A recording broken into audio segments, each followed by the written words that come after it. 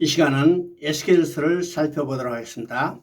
에스겔 선지자는 바벨론의 2차 침공 때 당시 왕이었던 여호야긴 왕과 함께 포로로 끌려온 제사장입니다. 그가 포로 중에 그발 강가에서 하나님의 부르심을 받아 선지자로서의 사명을 감당했습니다. 에스겔과 다니엘서를 연구할 때 에스겔 선지자와 다니엘 선지자는 포로로 끌려와서 부름을 받아 선지자로 활동하였던 이 시대적 배경을 알아야 이 두 책을 제대로 이해할 수 있습니다. 하나님의 백성이 이방의 침공을 받고 나라가 멸망하고 포로로 끌려가므로 하나님의 이름이 모독받고 명예가 훼손된 것입니다. 이렇게 모독받은 하나님의 이름을 누가 어떻게 회복할 건가를 보여주시려는 것입니다. 그런데 에스겔은 제사장이었기 때문에 성전을 통해서 말씀하시고 다니엘은 왕족 출신이었기 때문에 하나님 나라를 통해서 말씀하십니다. 에스겔서는 1장부터 32장까지가 전반부고 33장부터 48장까지가 후반부로 나뉩니다. 1장에서 3장까지는 에스겔의 부르심이고 4장부터 24장까지는 유다의 임할 심판이고 25장부터 32장에서는 이방에 대한 심판에 대해서 선포하고 있습니다. 33장부터는 예루살렘이 완전히 함락된 후에 백성들의 회복에 대한 소망을 전하고 있습니다. 에스겔서를 보면 하나님께서 에스겔에게 두 번의 성전 환상을 보여주십니다. 첫 번째 환상은 8장부터 11장에 나옵니다. 8장에서 하나님께서 환상 가운데 에스겔을 예루살렘 성 안으로 인도해서 그곳에 있는 성전의 모습을 보여주십니다. 에스겔이 성전에 가보니까 그 성전에서 장로 중 70인가 여인들과 제사장들이 우상을 숭배하고 있습니다. 성전은 하나님이 계신 곳입니다. 하나님의 영광이 충만한 곳입니다. 하나님께 예배드리는 곳입니다. 그런데 그 성전에서 우상을 숭배하고 있다면 하나님은 거기에 머무실 수 없으시고 하나님의 영광은 성전을 떠나게 되고 하나님의 영광이 성전을 떠났다는 것은 그 성전은 아무런 의미가 없게 되는 거죠. 그래서 성전을 회파되고 성전을 중심으로 살던 유다는 멸망할 수밖에 없는 것입니다. 드디어 9장에서 10장에서는 하나님의 영광이 성전 동쪽을 향해서 떠나십니다. 성전 동쪽문에 이르시고 더 나아가서 동쪽 감난산에 이르시고 저 멀리 동방의 갈대에 이르게 됩니다. 그리고 11장 16절에 보면 내가 여러 나라에 흩었으나 그들이 도달한 나라에서 내가 잠깐 그들에게 성소화되리라고 말씀하십니다. 배은망덕한 자를 추방하시면서도 하나님은 따라가셔서 그들과 함께 계시겠다고 말씀하시는 겁니다. 이 말씀을 대할 때 우리 마음이 과연 어떻게 생각돼야 하는가요? 에스겔서의 특징 중 하나는 여호와인 줄 알리라 하는 하나님의 자기 계시입니다. 여호와인 줄 알리라는 이 말씀이 에스겔서에 70번 이상 나오는데 이를 통해서 하나님의 주권을 강조하고 있습니다. 12장 15절을 보면 그들이 포로가 되게 하심도 여호와인 줄 알게 하긴 하나님의 자기 계시라는 말씀입니다. 반대로 34장 27절을 보면 그들이 포로에서 귀환하게 하심도 하나님께서 여호와인 줄 알게 하시는 하나님의 자기 계시였다는 사실입니다.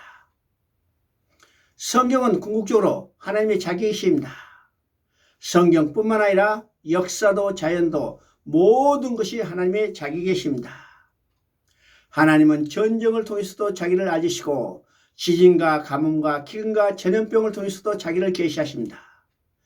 에스겔 선지자를 세우심도 그가 선포한 예루살렘이 멸망하리라는 말씀이 응하는 것도 백성들로 하여금 그것을 목격하게 하심으로 여호와가 누구인지를 알게 하시는 하나님의 자기 계시를 이해한 것이었습니다.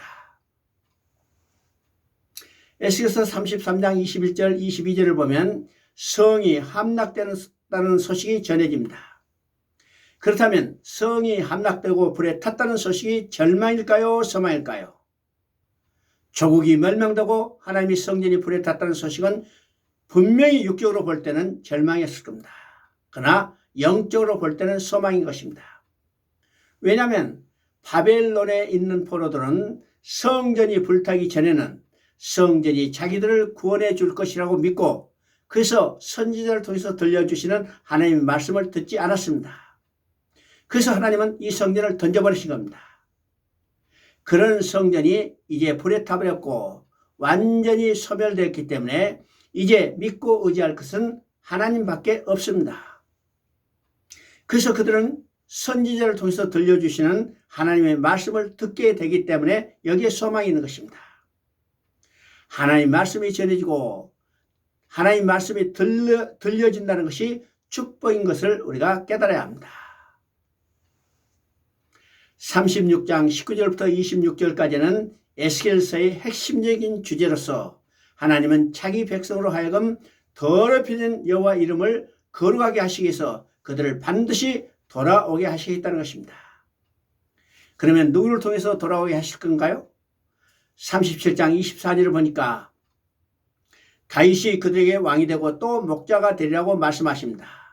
이것은 다윗의 위에 오르셔서 영원히 왕이 되실 메시아 예언이 분명합니다. 37장은 그들이 회복되어 돌아오게 하는 환상입니다. 37장에서 하나님이 에스겔에게 많은 뼈들을 보여주십니다. 이 뼈들은 1차적으로 바벨론 포로된 이스라엘 백성들입니다. 그러나 궁극적으로는 사단에 포로되어 있는 인간들을 말하고 아주 마른 뼈와 같은 나를 가리키는 겁니다. 여기에 두 화면이 겹쳐 있습니다. 그들이 바벨론 포로에서 귀환할 것과 또 나아가서 사단의 포로에서 해방되는 것, 이 두 화면이 겹쳐 있는데 이것은 복음에 관한 것입니다. 37장은 두 단계로 나타납니다. 에스겔의 태어남으로 뼈들이 들어맞았습니다. 그러나 거기는 생기가 없었습니다.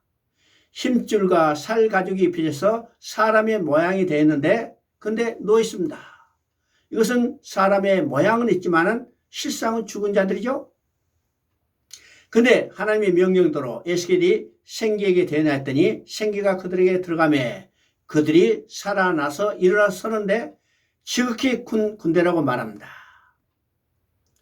첫 창조 때도 두 단계로 되었습니다. 흙으로 지으시고 생기를 불어넣으심으로 생명이 된 것입니다. 생명은 생기에 있음을 우리가 주목해야 합니다. 에스겔 40장부터는 에스겔에게 두 번째 보여진 성전의 환상입니다. 성전에서 제사장, 장로, 여인들이 우상을 숭배함으로 하나님은 성전에 계실 수 없었고 성전은 파괴되고 이스라엘은 멸망되고 바벨론 포로로 끌려갔지만 하나님은 그들을 결코 버리지 아니하시고 돌아오게 하십니다. 그래서 에스겔에게 성읍의 환상을 보여주시고 거기에 있는 성전을 보이시고 측량하게 하십니다. 이제 하나님은 헐려진 성전을 재건하심으로 하나님이 그들과 함께 계실 이 성소를 회복하기를 원하고 계십니다. 에스겔 40장부터 48장에서는 이 여기서 보여준 회복된 성전의 환상은 메시아 왕국의 영광에 관한 비전이었습니다.